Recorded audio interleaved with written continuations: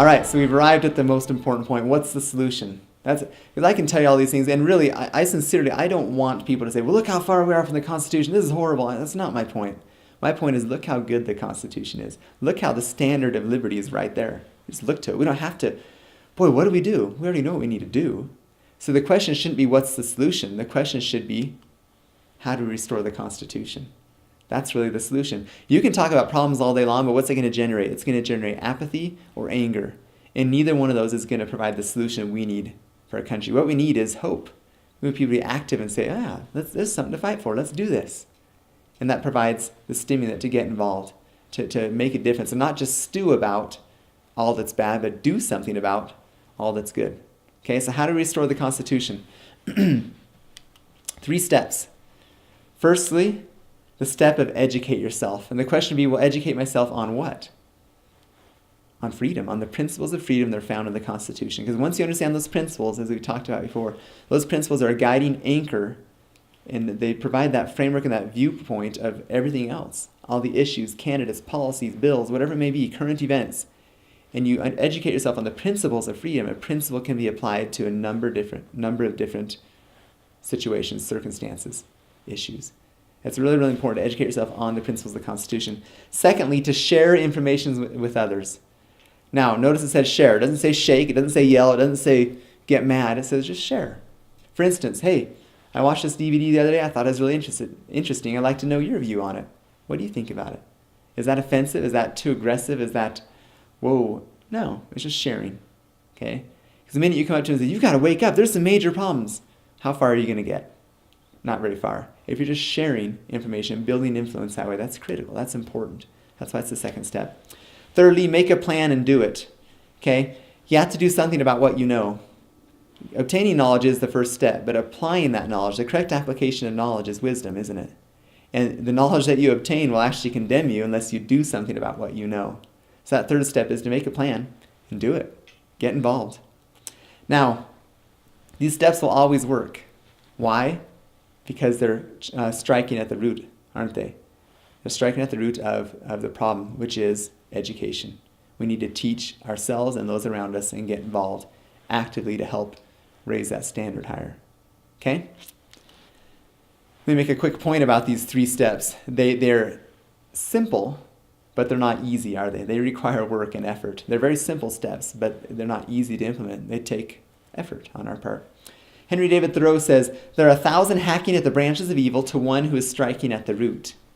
And I apply this to the power of organization. If these 3 steps really are the key, educate yourself, share with others, make a plan and do it, your choice then is to say, how am I going to do this? On my own or with someone else? What if I'm part of another group of people and we work together? Wouldn't my efforts be multiplied? Wouldn't there be some synergy there? We're able to accomplish much more than just the sum of our parts.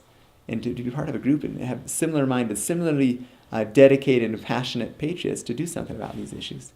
Okay, so that's the power of organization. So reviewing real quick again these 3 steps. The first 2, educate yourself and share with others.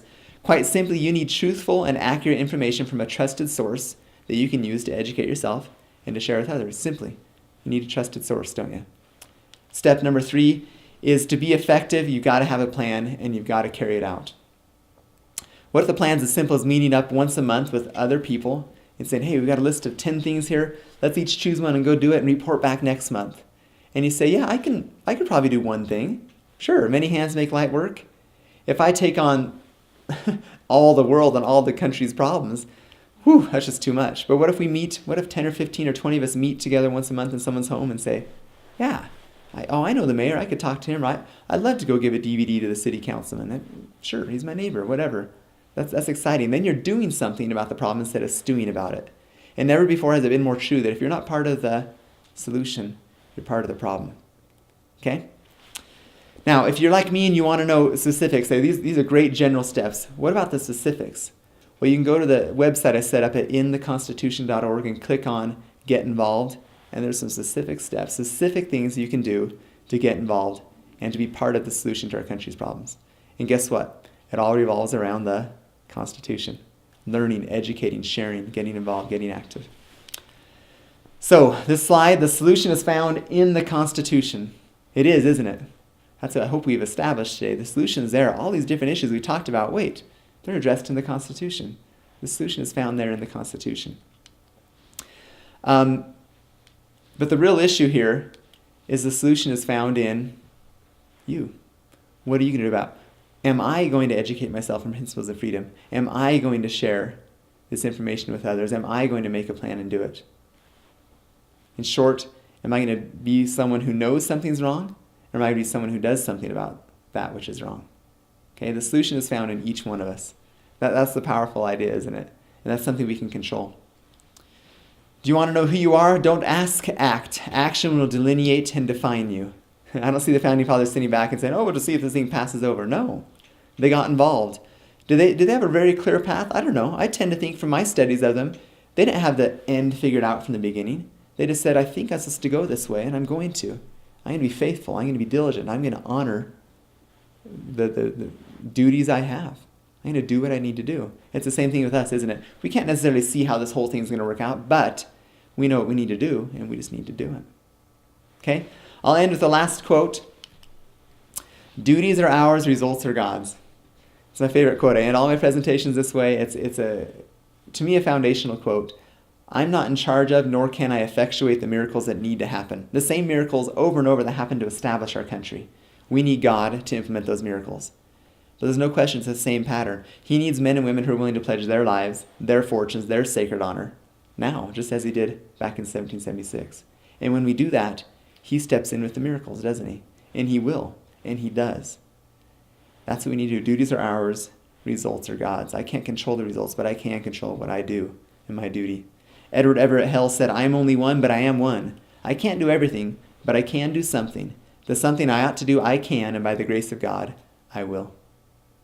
Thank you very much.